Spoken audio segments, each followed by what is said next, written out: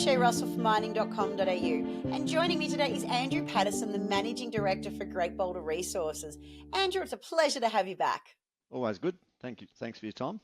It's always good to have you back on when you've got some fresh results from site. Now, I know we got a look at site not too long ago, but I believe we have 14 Aircore samples to talk about today.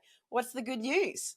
Yeah, so after that chat we had at Saltbush, we went further north and did some drilling at Mulga Bill North, and we had some high-grade results there announced a week or so, or a couple of weeks ago now, at Mulga Bill, and then these 14 Aircore holes are from Mulga Bill North, so that's relative to those results, it's about another 500 to 800 metres along strike.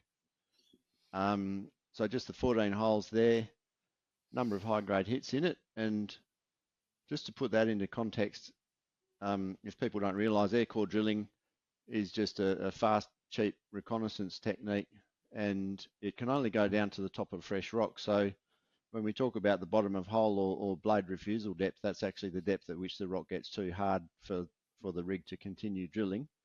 So that's basically the top of the fresh rock surface. We get a nice little sample there.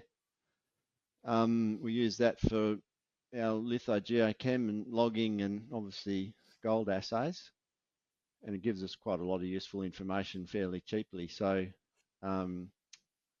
hence you don't tend to see too many high grades in Aircore drilling because we're drilling through the weathering profile, but what we've actually hit here is a number of high grade zones, which is really nice.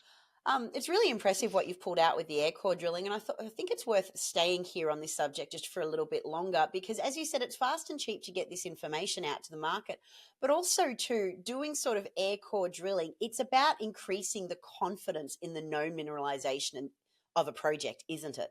Yeah, absolutely. So if you imagine, you're standing at Mulga Bill on a flat surface, and the mineralisation, the gold mineralisation might be 60 or 100 or even 200 metres below you, and in between you and that gold mineralisation, there could be any number of things. It could be a gap or a complete lack of understanding of exactly where that target is. And so the Aircore drilling, because it's cheap and fast, it allows us to narrow down our search radius basically as small as possible before we do RC drilling. So to give you an idea of the cost, RC drilling is about 3 times more expensive per metre for the rig. And so, the more Aircore drilling we can do and the less RC and ultimately diamond drilling, the more effective it is. So it's just building the confidence, building the picture and understanding the geology. I really like how you put that. It's about narrowing down the search area because, as you've rightly said, getting those rigs out into remote locations certainly chews through the budget. So this is a really cost-effective way of knowing where to drill next. Yeah, that's right. And an example of that is with these 14 holes, we've kind of suddenly realised that what we've seen as the most prospective geological unit is actually sitting on the eastern side of the drill pattern.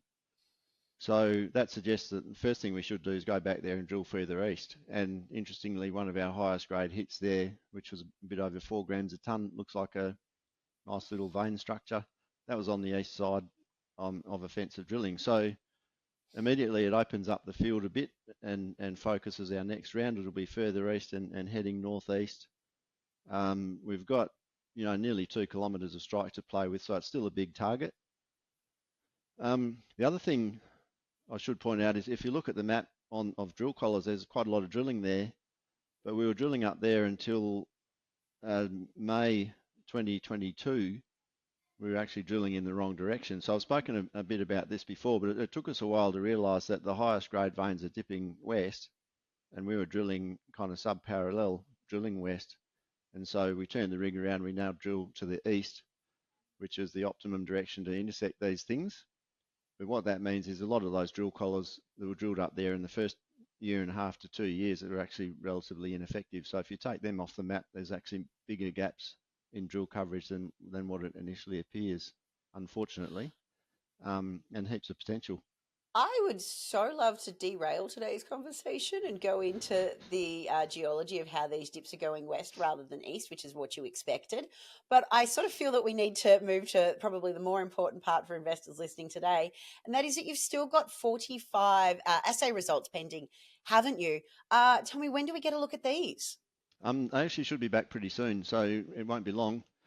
And that was down at the Polel project, so that's the first drilling we've done down there, and that was based on geochemistry done by the previous owner, Castle Minerals, and we're exploring under an option there with Castle.